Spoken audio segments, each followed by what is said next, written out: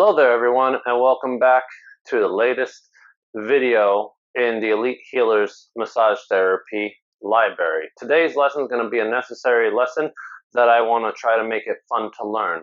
The lesson for today is how to wash your hands. Also could be known as how to wash your hands like a massage therapist. Now I say massage therapists, but this type of video would be great for any medical expert to get clean and ready to work. It may not seem related to massage, but in my opinion, I'm making this video in 2020, and in 2020, it's super important to keep our germs to ourselves. So I think this relates to the world of massage therapy and beyond. They should be teaching this somewhere between 1st and 5th grade, honestly, and this should be drilled into their heads from that point. So I don't have to make a video like this for everybody who's an adult. Anyway, let me stop before I get into reasons that sound political. So today, I released this video on October 15th, which is a holiday known as International Handwashing Day. And in a year of craziness that came due to an uncontrolled virus in 2020, then you'll understand why I'm making this video and I find hand washing suddenly be important. The main thing that everyone talked about this time was washing your hands and wearing a mask that help to slow down the spread. In other words, keep your germs to yourself. Now, we won't be talking about the importance of masks here, but if you want to know a bit about mask wearing and what I thought about it, you can check out the video I made on New York City gyms reopening by clicking the card above, or after the video is done, going to the description down below. Oh, and since it is October 15th and that's a Thursday, I want to let you know that this is going to be your new video for the week. There won't be a video coming out tomorrow, which is Friday, since I put this one out the day before, just to make sure that it's released and lined up with the holiday. So today, I figure I'll use that holiday to take the opportunity to talk to you a bit about hand washing and by releasing this video. The best news here is that it won't be the only holiday special that I'm going to be doing in the month of October. So get ready for the Halloween special coming soon in the month of October. It's going to be a fun one, and it's also going to be the start of a new series. But you'll understand why it can be the start of a new series and the Halloween episode, but then going forward can only be the new series once you see that video. So just you wait. The first thing that I want to talk to you about is knowing when you should wash your hands.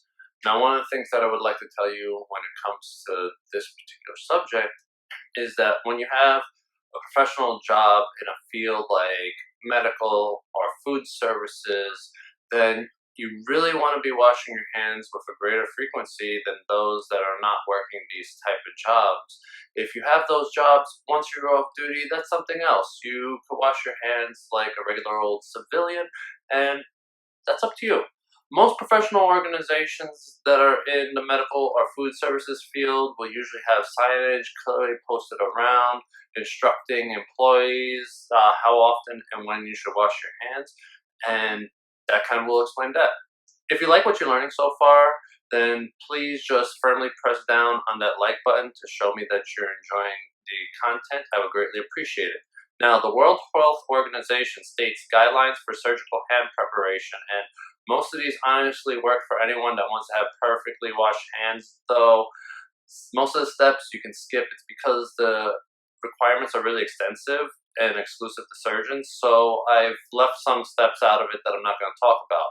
I just found it similar to when I used to teach fundamentals of massage therapy at a university a few years ago. One of the things that was critical that I had to teach my students to do was how to properly wash their hands. Now, I couldn't find my old textbook that I used to teach from before I created this video, so I did a little research, and I found the surgical hand preparation guide was the closest, though it went way overboard to what I used to teach my students. That's why I picked this one, and I repurposed it, I edited it down so I could teach you what high standards really are for professionals who are not surgeons. So if you want to read the whole document, because I left out a few points, the link will be in the description for you. So, first step is to remove your rings, your wristwatches, and your bracelets before beginning preparation for washing your hands. Artificial nails are prohibited. Outside this rule, if you want to disinfect your rings, wristwatches, and bracelets in between, I suggest a Home Medics UV Clean Portable Sanitizer. I use this product in my clinic to sanitize my cell phone while I'm working on a client, and that way, after I wash my hands, I can come back to a clean phone. Now, it has the attachment so you can have a phone in there, but you can also have other things in there too, like the things that were mentioned. So one of the things that I do is I'll make sure that everything is removed. So the bracelets too, because when you're doing a more hands-on thing, you're going to have to be able to work, potentially from finger to elbow tip, like a massage therapist, though I know not everyone goes that far, but even that wrist area, it's going to be important that you don't have anything in there, blocking, making contact, or sliding up and down, because those things, until they're sanitized, do carry germs. But you don't want to complicate the transmission, and that's why you take those things off. Now, I just want to quickly talk to you for a moment about why fake nails are prohibited for medical professionals and was included in the surgeon's guide. It's simply due to the fact that those artificial nails can easily pick up germs off a surface and dirt and become more difficult to clean. You do not want to use fake nails either, because after you clean your hands, if you need to use gloves, then those nails are only increasing the risk of tearing the glove open and allowing transmission of germs both ways. If you can't live your life without having artificial nails, then I would strongly recommend just not working in certain professions like massage therapy, surgery, dental, or food services where gloves are really a thing. I mean, there's still a lot of work out there, but sometimes you have to make sacrifices for your job. This comes for any job, and those sacrifices vary from job to job. I won't get into more details about it, but you should know what I mean. The second requirement is the sink should be deep enough to reduce the risk of splashes. Honestly, I agree. It's not valued enough, but seriously, you do not want to be splashing around the dirty water. This is important for the everyday person as it is for the professional. But when you wash as the everyday person, just try not to splash the water. However, for all of you professionals out there that need to wash your hands, please do not splash. If you have access to more than one sink, then I suggest you pick the deepest one to wash your hands. I mean, unless the deep one is like a slop sink in a basement, that one stays really dirty. So if that's the case, then use the next best size sink. The third relevant requirement is if hands are visibly soiled, then wash hands with a plain soap before washing. Remove debris from under fingernails using a nail cleaner, preferably under running water. They say this because the next step will require additional cleaning. This is a two-step process, and it makes a lot of sense when it comes to critical jobs like surgery. I have told my student massage therapists to double wash if it looks like their hands were really dirty in some cases. The next relevant requirement is hand antisepsis should be performed either using an antimicrobial soap or an alcohol-based hand rub, preferably with a product ensuring sustained activity before donning sterile gloves. So basically, prepare yourself by getting the antibacterial soap ready. After doing some research, I found the main difference is that in antibacterial soap, they usually use the chemicals triloscan and trilocarbon to qualify as antibacterial. Forgive me for how I said it, but they used to use originally carbolic acid, but that changed to those two over time. In 2017, the FDA said that using regular antibacterial soap didn't matter, but I know this might be controversial to some of you watching, so I'm going to stop talking about it right there, and I won't trump up any more about the FDA's decision, when it happened, or any other detail. I just want to teach you hand washing and its value and not get into those politics. Just want you to understand the facts and when things change. Now let's continue. You wash your hands with the antibacterial soap as the surgical hand preparation guide states. Quote, scrub the hands and forearms for a length of time recommended, typically 2 to 5 minutes. Long scrub times of over 10 minutes are not necessary. End quote. Now, the part of washing your hands for 2 minutes also involves getting between the fingers, washing the back of the hand, going all the way up to the forearm and to the elbow, washing during this time. This is partly why the longer cleaning time makes a lot of sense. I mean, it makes a lot of sense to me. I hope it makes a lot of sense to you.